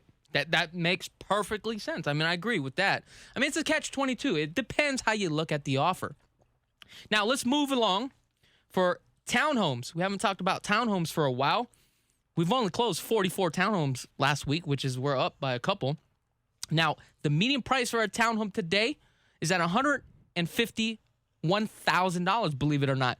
Guess what the average days on the market is for something like this? How many days? From 35 days down to 18 days on the market. Wow. That's pretty quick. That's pretty quick. So if you're buying these properties, you can throw them right back on the market. That's how fast they will go. The average price per square foot is at $105 a square foot. Moving along to condos. 67 condos closed last week for a 1,023 square foot 2-bedroom condo, listed last week at $85,000, sold for $83,500. Average days on the market, 29 days. Let me give you a story real quick. So I got this lady that calls me up and says, hey, I want to buy in this high-rise area. High-rise? High-rise, right? Mm-hmm. And, I mean, it's always about, well, why, can you do it or why can't you do it? Typically, it's a portfolio lender, which is a lender that's going to collect the interest off that note, right? Yeah. So they're going to close it under their own parameter, their guidelines. Yeah. And then they're going to collect the interest. It's not going to be sold or changed like we do. The purpose is this. The number one thing that kills condos or high rises or anything like that has a unit number attached to it is litigation. Right away, if you know that there's litigation against the property, you should just not go after that property if you're looking for financing, unless you find a lender like that, which is very far and few in between. I'm going to tell you something about that. So are the down payments more for something like that, though? Typically, yes, only because the qualifications are going to require that you put, it's called limited review, 10% down. But I want to say something about that. If you're out there and you're looking, and let's say you're working with me, or you choose to work with me, or you're thinking about working with me, I'm always going to say, go out and get a condo questionnaire or lender questionnaire. That will provide the occupancy, but most of all, it's going to provide if there's any litigation and who's paying out that litigation. That's what you need to do before you start even on the loan process. How do you get that up front, and who pays for that? The HOA company and your agent that you're representing or you find will help you with that typically. But you can get that from your HOA company. They're typically the ones that have that information. And if you find that out, I can't finance you if there's litigation, which 95% of these are. The only out to that is going to get a conventional loan, putting 10% down. That's it. Now, here's the thing. If you have an agent that's experienced in this field, they will have that information for you before you can get into contract. And that's what we talk about structuring every single deal, because every transaction is unique in its own form. It's how you take a look at the property and do the research before committing to an offer on that property. Absolutely. Anything else? I'm good. Man, I feel good clear? right now. No, well, we got one more. Let's talk about the overall market. Overall market. Is this for Las Vegas? For Las Vegas, Boulder, everything. Oh, Boulder too. Clark. I thought, aren't you becoming a realtor in Pahrump now too? You're going to start doing showings there? Well, I tell you what, you need to stop pitching that, because the last thing I do is need calls, including single family, townhomes, condos, duplexes, triplexes, fourplexes, and high rises. As of today, we have a total of 9,594 properties currently available on the market. 89.4% are traditional sales, 7.5% are actually short sales, and bank-owned properties 2.9%. On short sales, we were sitting at 9%. We dropped 1.5%, believe it or not. I thought it was over the 20% mark. No. That's shadow inventory that we have not heard about. The old shadow came back. That's right. And this is according to the multiple listing service. Shadow's peeking on us. Man, I don't even know what you're talking about. But I can tell you what, man, this rock star is about to run out. So let's end with a close. Close it out then. Close it out. This is all I got. What's going on the financial side? All right, let's talk about application news, all right? April 8th found that the market composite index up 10% on both a seasonally and adjusted basis. The seasonally adjusted purchase index took an 8% leap skyward from 1 week earlier. And while the unadjusted purchase index increased 9%, was 24% higher than the same week a year ago. This is good. This is news in a sense that it says that it's good news because the application part of it seems like we're still increasing. The refinance index increased 11% from previous week. A lot of reason. Rates dropped. Good. We talked about that. So rates dropped. Guess what? More people want to come in and refinance. I don't understand if you're going to refinance and you know rates are where they're at, right? Do you just miss the train or something? You're like, okay, I'm just going to wait till that cycle comes back. Because I'm not saying it wouldn't, because it probably would. But let's say if it didn't come back, how was 11% increase? Why do you wait for that to come back? Did you not miss did you miss the memo on the fact that rates are getting lower? Well, talking about that, I reached out to you the other day regarding refinancing. I know you can't tell me the interest rate, but where are we hovering today? Well, it's all dependent on pricing. But right now, if you looked at refinances for, I'm looking at the mid, maybe a little bit higher, 3.625, anywhere from there to probably 4.25. It's not back to the 4.5, but man, I just locked in a rate, or I have just quoted a rate at 3.25 on a VA 15-year fixed loan. Well, you know what? When it goes back down to that, you need to call me right away. That's cheap money. No, that is cheap. That's the only reason why I would look at the idea of refinancing is because it's so cheap. And you know what? Even if you go from 4.5 to 3.5, that's 1%, right? Doesn't seem like it's a huge difference. But why not do it when it's nothing? I mean, if I did it a year ago and I've only been paying on my mortgage for a year, then maybe I would say, you know what, let's get it on. I mean, if it was 5 or 6 years, I would say, well, I don't know, because I've already been paying on this mortgage. Isn't going to justify going back up to a 30-year fixed note just to save a little bit of, $100, $200. Could, but at the same time, you're losing that 5 years of payment, right? I don't know if you know the answer to this question, but if you refinance a home and take the money out, do you pay taxes on that? If you refinance and take the money out? Yeah. I believe there is a tax that you have to put into it unless it's a 1031 exchange where it's rolled over, and then you don't have to pay that tax. Got it. So if you look at the refinance index, also February, as the refinance share of mortgage activity increased 54.9% of total applications from 54.5% in previous weeks. Helped by the persistent job market and low rates, like we talked about. Again, these jobs, they're part-time jobs, most of them. Part-time. I mean, everybody's come out and said, yeah, in Vegas we got full-time jobs. We do. But we also have a ton of part-time jobs. And across the nation, a ton of part-time jobs. A lot of people, 1 or 2, sometimes 3 jobs to make ends meet. Applications for both conventional and government home purchase loans also increased, like we talked about. The purchase index was at its second all-time high since May of 2010. Applications to refinance also increased to a 30-year contract rate, and it's doing well. I mean, all this data is indicating that we're doing well as far as mortgage applications. How are we doing so good in our economy when all you hear is like, we're going into a recession? Because it's all about consumer confidence and what you hear. It's not consumer data dependent. When you look at the idea that you have the Fed and everybody coming out saying the economy is doing well, which it is here in Vegas, but it's not doing as well as everybody says it is. Well, a lot of people think, well, why not take a look at it? Why not refinance my house? That's good because we do need that. But we need it in a sense of doing it when it's legit, where you're not doing it and you're doing it off of data.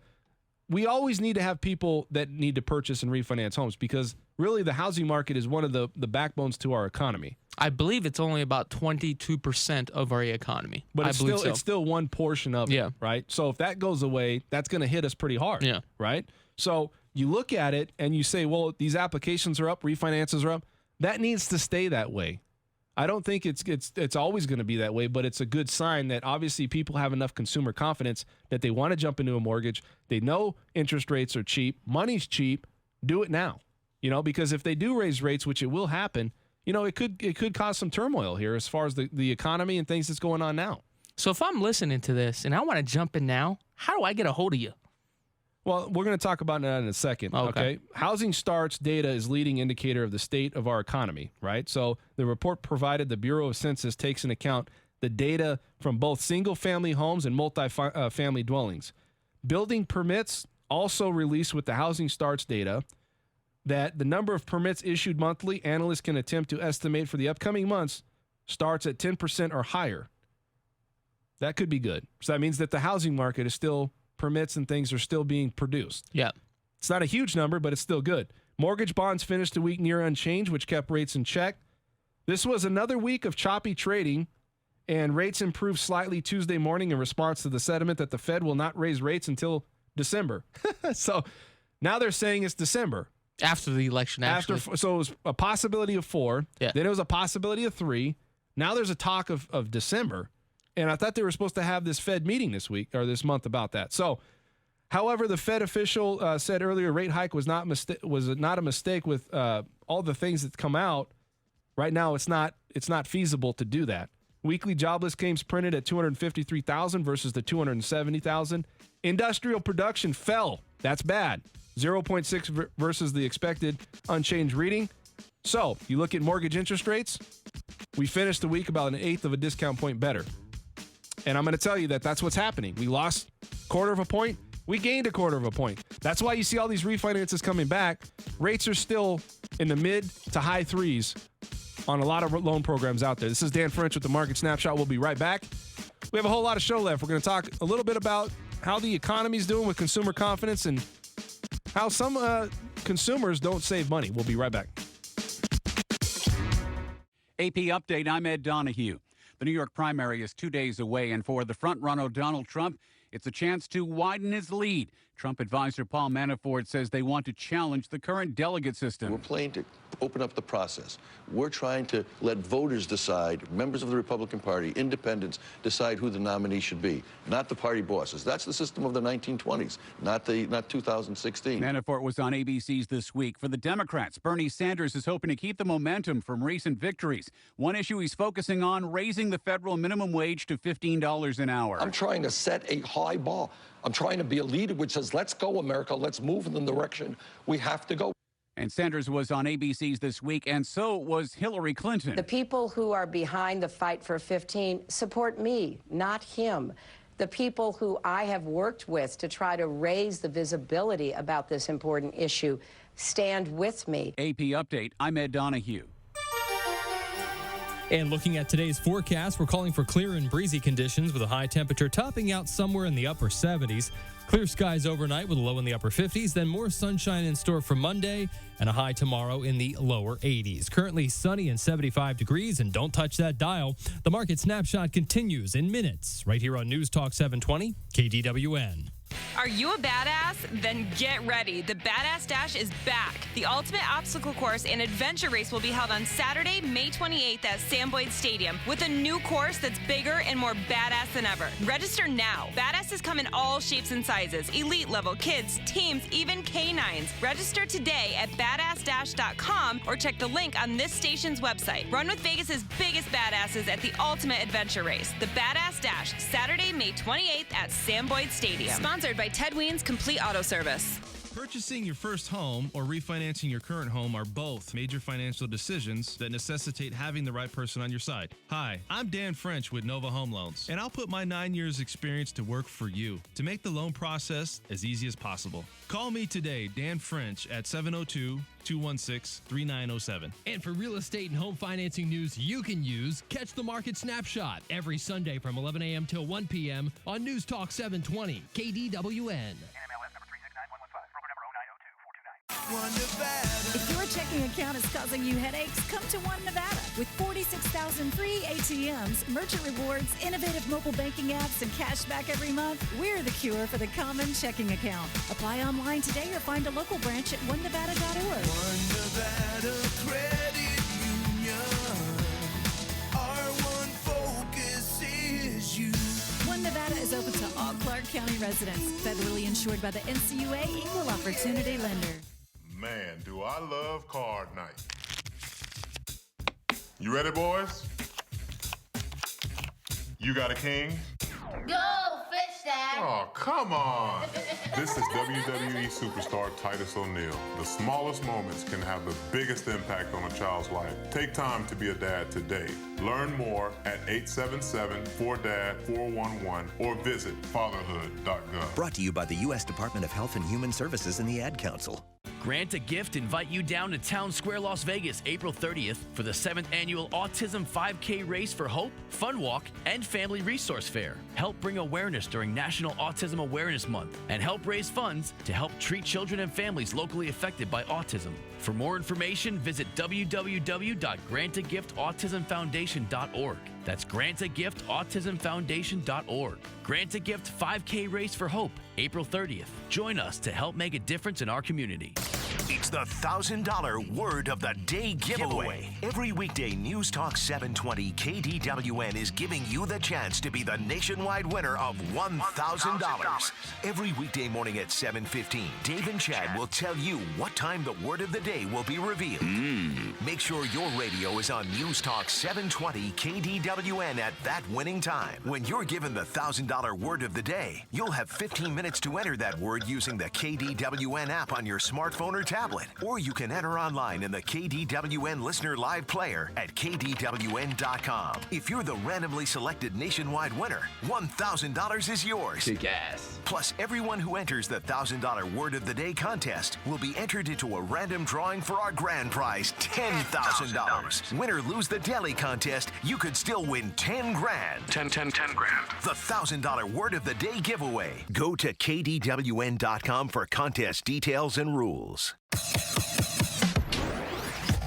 You provide the radio, they'll provide the content. No problem. It's the Market Snapshot on News Talk 720 KDWN.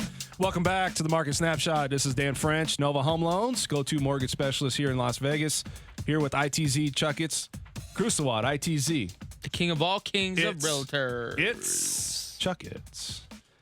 From Simply Vegas. Also want to tell you, you could stream live with us. Download the app. You can do that. You can also go to KDWN News Talk Radio. We're here every Sunday from 11 to 1 p.m. And really thank everybody out there for listening to our radio show. Also, you can look us up or look me up on danfrenchloans.com, LOANS. Again, that's danfrenchloans.com. You can find out some good information there, see some past clients that I've worked with. And, you can also tweet us at 781-NOVA. You could stream live at 781-NOVA. We have a lot of people really tuning in and looking at us and following us a little bit here on this radio. And so I highly recommend all that. There's really no way you can't get a hold of us. And I got a podcast coming out. So if you want to go to iTunes and look me up, just put Dan French, the Market Snapshot. You'll find the podcast there of past shows. So this is good information. If you missed some bits and pieces that maybe you wanted more information on, we're really giving the latest information on what we experience as loan officers and realtors here in Las Vegas. So let's go over, we talked about how rates are getting better, and it's a good time to refinance. So if you've missed that train and you thought you did, we thought a lot of people did last year. Beginning of February, we were like really at all-time record lows again, and then started to go up, and now we're back going that direction again. So if you have any questions, financing or real estate, you can give me a call outside studio, 781-6682. Again, that number is 781-6682. I get a lot of people also that just email us directly, right, Chuck? That's right. So, getting to this show and going on and coming here and educating you is a privilege. And I always say that, and I'm telling you, we thank you for your listenership. So going into looking at surveys, right now Surveys presents picture of consumer financial priorities of really what's important. And, we've talked about this before, that the average American does not have a lot of savings, nor do they have a lot of opportunity, if you want to call it, and there's a ton of debt that they have to pay back. So you have a person that, if you look at the taxes that we pay, I think they're already high. I think if they lowered taxes on businesses and things like that, I think you're going to look at the idea that consumer financial priorities might take a different direction instead of just paying debt. Because at the end of the day, you're all working just to pay debt, correct? That's all you're doing. So you're a slave to the monetary system. So you're working. You're really working to pay a monthly expense to work to live. You're paying, if you have any type of credit cards or student loans, you have to, if you get started, you're a middle class person and you want to make money. A lot of them, they don't really know what they want to do, so they have to go get student loans. So the idea is that the consumer is constantly working, the taxes are there, and our tax bracket, in my opinion, is scrubbed for a lot of people in a lot of wrong ways. So I really think that, when you look at it overall, 21% of Americans are counting on their income tax to pay off debt that they had for the previous year. That's not good. That's not good. I mean, so you're working right now, the government's printing money, and whatever interest that they print that money on for whatever they want to purchase it for whatever it goes out to, you as a taxpayer are the one that's paying back the interest off of that. Not only that, you're working 3 months out of the year to pay the IRS, believe it or not. Yeah, that's crazy. That is, and here's the thing. So now you're doing that, and then you're going into the position now that you're paying taxes, or you get a tax rebate. You're like, thank God I get something back. But it's going right back to the debt that you needed, because now you don't have enough jobs. Now you don't have a lot of security with where you're at. Consumer confidence, I think, is low, because if you look at all the candidates for presidency, why is everybody going for people that are saying we're going to make a change, or we're going in a direction that goes away from spending? Yeah. So if you look at the idea of consumers now, there's no money in their accounts. They don't save money. We can't, because they got so much debt that's going out. You have to look at the idea that the expenses that it takes, are we going in a position where the consumer financial priorities are really taking a backseat? And this is probably something that we should look at, not printing money, but how does the everyday American, the average American, how is their living style? And I want to add this, 77% of Americans are living paycheck to paycheck. Unbelievable. That's crazy. That is. And the thing is that, if you go back and you got all these down payment assistance programs and everything, that's great. But if you didn't have these, how many people would be buying homes right now? None. I mean, it would be a very small margin. It would be 30% less than what we have now. And so you have to look at the idea that if you got high taxes, you're already asking the consumer to pay more taxes on an income tax that really income tax. Give me a breakdown. Was that even in place? At one point it wasn't. No, it right? wasn't. When was that put in place? I like think in the 70s? 1930. 30. So, you put this income tax in, right? And now it just keeps rising. and you got a lot of these businesses going offshores now because they're trying to protect their assets. They're getting us a cheaper percentage. And, I don't see how the average consumer is benefiting from all this. And is it going in another direction where, let's say it does have a problem, the economy. Our economy is based upon our middle class, but our middle class is getting squeezed, and now there won't be a middle class. They're just going to be rich or poor. Which one do you want to be? The heavy reliance on the tax refunds was particularly acute among these earnings less than $20,000 per year. So, I mean, you're already making what? Half of your income off of one job. You got to try to get another job. So now you got a bunch of time that you have to invest. The average consumer is doing nothing but paying bills, and all they're doing is scheduling everything around their two or three jobs. They got no other time between any other. I mean, when is the day that you went to work 9 to 5, you had a family of 5, back in the 50s, and you actually could like make ends meet and be like, you know what? And have a savings. Have a life. Like, hey, I'm going to go to work. Why? Because they keep printing money and it keeps inflating the dollar. So the dollar value that you could buy now is a lot less than what you could buy in the past. And we talked about this because in the 50s, the average family would have a family of 5, but now it's about 2 to 2.5. And it's probably going down. Yes. Because things are just getting expensive. People just don't want to have kids. The average kid is $300,000. That's bare minimum. Is that why you don't want to have kids? That's absolutely right. No, I'm not all monetary, but I can tell you this, it's definitely a consideration. You got to think about that if you're going to be a smart individual. Yeah. Do you want to give your kid a life, or how much obligation is it going to take for you to get that kid the life that it needs? And every American's struggling. They're struggling just to pay their bills, and now you got 5 other mouths to feed, let's say, or 2. Mm-hmm. You can't make ends meet. The thing is that the higher taxes that come in, and the more that there's control by the Fed, I think we're going to have problems. I think they're going to consistently raise and keep printing money because at some point they don't want to say that this is all responsible. If they let this market, get in a position where it recovered itself back in the first time this occurred, I think it was 2001, which was smaller than 2008. Correct. If they would have just let that go, then guess what? We would already maybe be on way on a recovery. But every time that they print money, and every time that they keep pushing this out, the QE4 and 5, all they're doing is delaying it. And the higher and more that they print, the harder it's going to hit you as a consumer. I don't see a consumer recovering from this if things don't change, because I'll tell you, the average consumer is struggling right now. They do not have money. They do not have any assets. They do not have anything that's in and they don't want to jump into any obligations. Because they've seen what happened a few years ago. Why blame them? Yeah. Why blame them? Why would you jump into something? And I'm not saying not go buy a house, but what I'm saying is you're going to think twice. And as a consumer, you're going to strategically look at that. The idea is the housing market here in Vegas is doing well. The economy is doing well. But as a whole, if we keep going the way that we're going, this thing could come up and it could bite us in the end. It could bite us in the end. And I'll tell you, if it does, every average consumer, you think it's bad now, it's going to get worse. A lot worse. So, and I'm not saying everybody out there has that problem, but as a consumer, we really need to look at the idea that what is my average spending on a monthly basis? How much did it go up? Is it going up? Oil was one of the things that helped the average consumer because oil prices were low. That means gas prices were low. But not knowing that other things in the stores are costing more money. But here's what I'm going at is that was one indication. Yeah. There was numerous things that's showing that it's not helping the consumer, right? Yeah. Data, but that oil was helping the consumer because it was cheaper. So that means they had extra money to spend on a monthly basis, Correct. right? But now it's going up too. So where does the consumer really save any money anywhere?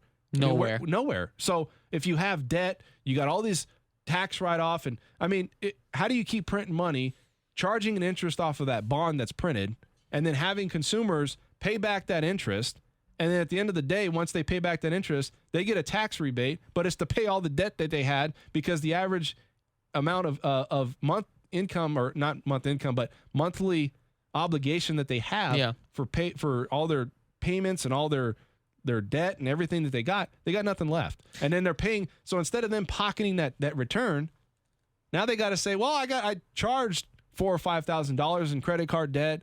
I got student loans that's being backed up. I got car payments that I got to make.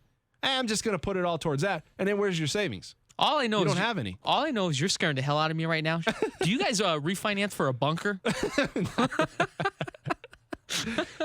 I'm out there for the consumer, and the way I look at it as a consumer standpoint. All right, and I'm going to tell you how it is. I'm not going to tell you what you want to hear. No, I got you. So let me ask you this. What do you think is going to happen in the near future from now until the end of the year? I think it's not going to get any better. I think rates are going to stay the same. I always said that because I don't think the economy has the ability to get better. I think there's going to be a QE4 that's going to probably roll out after the election, and I think everything's going to stay the way it is, get a little bit worse towards the election, and once the election hits, all of a sudden all this is going to unveil. And then we're going to see everything as what it is. And then we're going to have to say, well, we have to raise interest rates. Probably going to happen, I don't know, maybe the end of next year, who knows? But if they do raise it, that's when the real economy recovery is going to happen, because we're going to get hit hard if this does happen. So if I'm listening to this as a consumer right now, what you're telling me is I should be sitting on the sidelines and not buy today. What I'm saying is everybody has a different goal. But if you have a chance to buy a home, you have to pay rent anyways. That is correct. Money's cheap. So that's the only reason why I say you can buy a home, because money's cheap. I mean, if it goes up, that's a personal decision. Yeah. I still think it's a great thing to buy a home because there's so many incentives. But if there's money's cheap and you're in a good position and they're giving you these incentives, these programs and things out there to go buy a home, why not take advantage of it? Yeah. And I think that's what we have to look at. Take advantage of your opportunities now before they're gone. Ooh, that was deep, man. Preach on, preacher. Did you like that? I did. All right. Made me want to buy a house. Yeah, so I'm just telling you right now, it's a good time to buy. It really is. I mean, it's money. Listen, money is the cheapest it's been year over year. Yeah. And I don't see it going any direction. Could go up, but at some point things have got to change. And if you look at like the election, like we've talked about, I think there's going to be some changes after, not right away, but right after that. Yeah. You're going to probably start to see some things unveil. Stock market, I don't know. What do you think the stock market's going to do? You think it's going to keep going up, or I've heard indication that it could go down to 6,000? Yeah. I mean, I think it would probably drop down to 10,000. I think if the Democratic Party gets elected, I think we're going to see QE4. And if we get to QE4, what we're going to see another 8 more years. I think it's going to happen either way, though. I mean, here's the thing. If we do QE4, what's going to happen is I predict that we're going to have another 8 years of what we're doing now. If the Republican Party gets nominated, I think things are going to start to decline. I think we are in a recession. I think things are going to reset, and I think we're going to hit hard, and I think home prices will drop. If you're an average consumer out there and you're thinking, well, how do you look at all this, right? Well, you look at it like this. If you spend more than that you have coming in, that's a problem.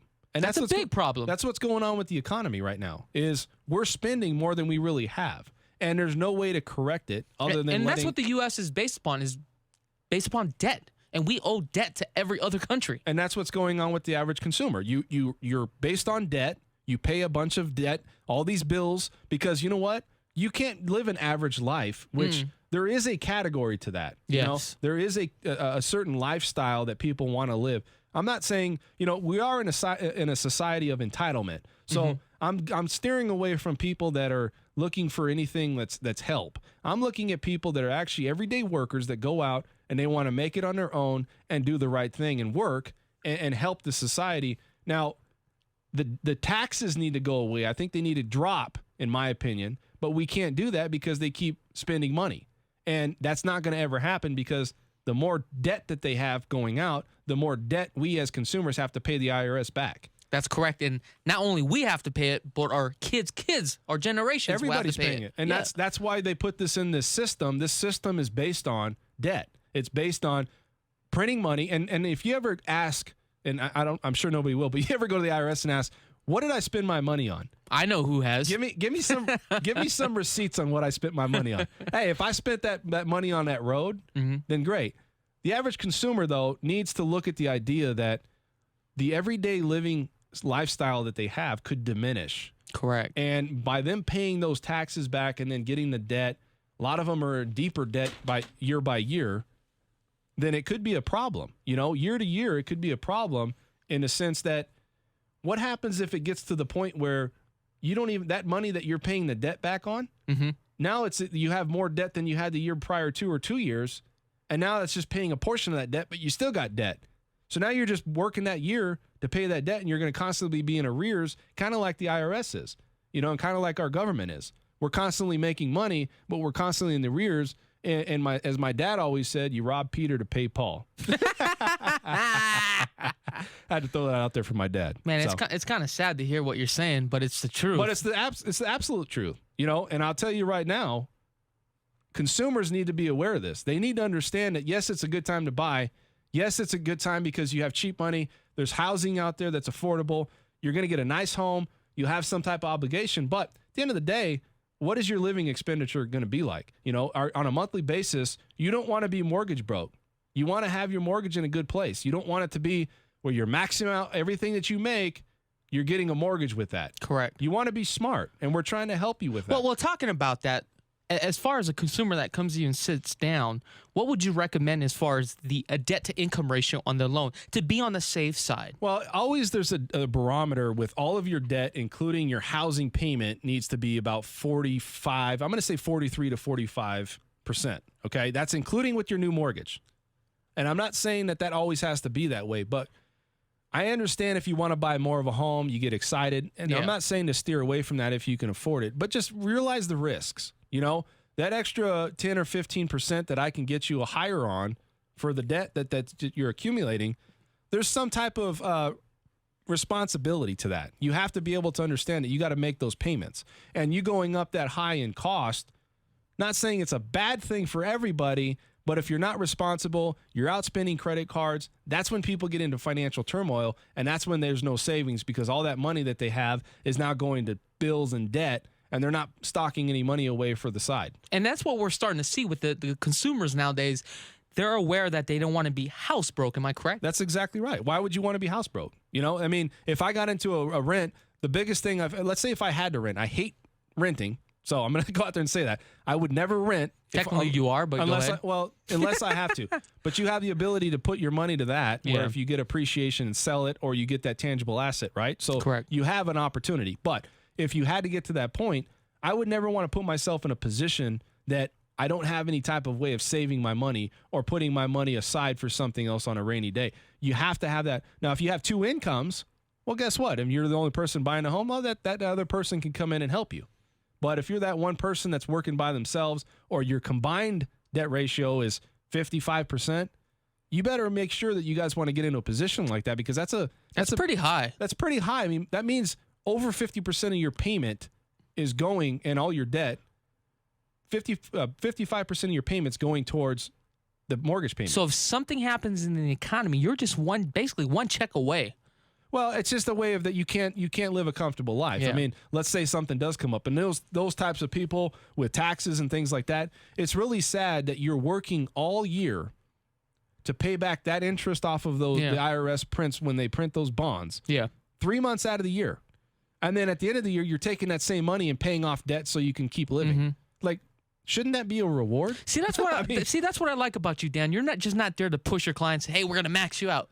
This is the content. This is the information. Right. It's really up to you to make that educated decision. That's what I like about you, man. And here's the thing about that. At the end of the day, if you're in a good position and you're comfortable and you feel good about the situation, you're gonna say, you know what, Dan took care of me. Correct. And at the end of the day, everybody's in this business. We're all trying to make it together. We're trying to make money. We're trying to do what we can together.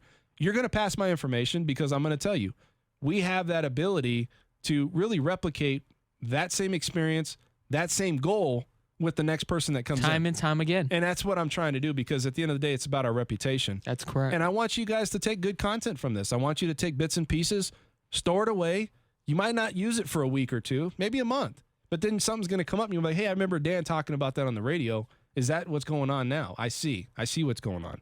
And that's what I'm trying to do. I'm trying to provide you better content, good content, to make you a stronger buyer, and really just anybody out there that's looking for a home not have any type of problems or uncertainty about what they're getting into. And that's what I'm trying to do here. Man, that was good. So if you're out there and you're thinking about it, you want to try to purchase a home, again, you can always go to my website, danfrenchloans.com. Again, it's danfrenchloans.com. I have a podcast that's up now.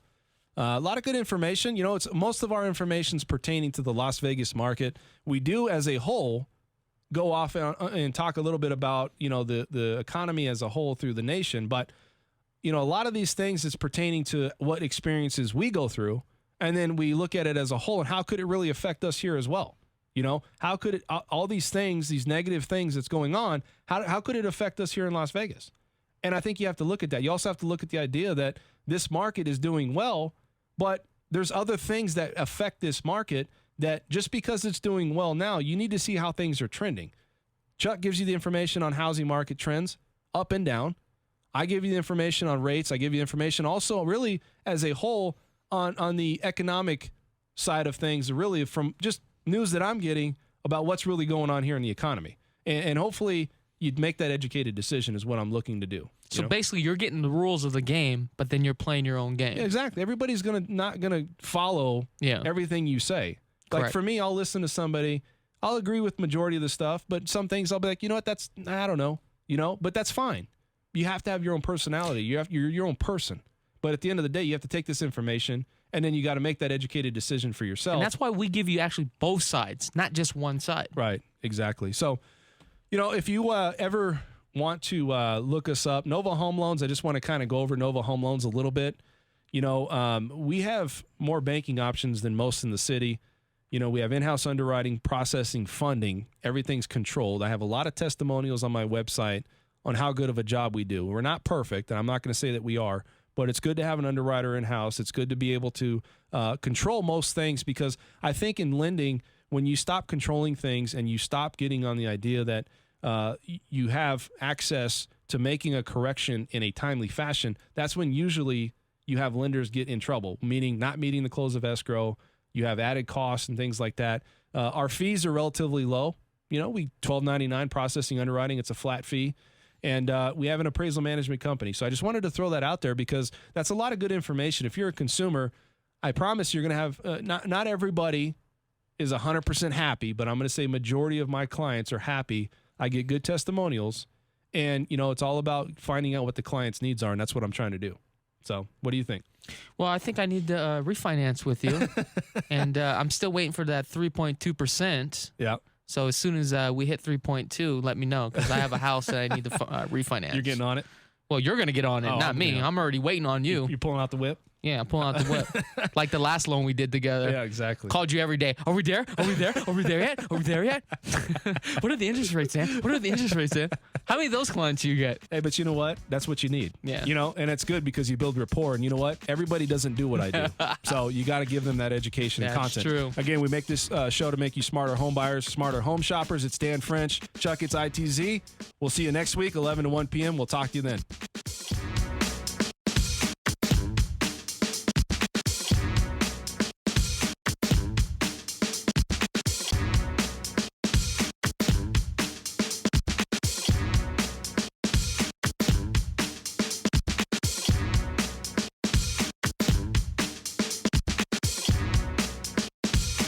The new home of Sean Hannity in Las Vegas. News Talk 720, KDWN, a Beasley Media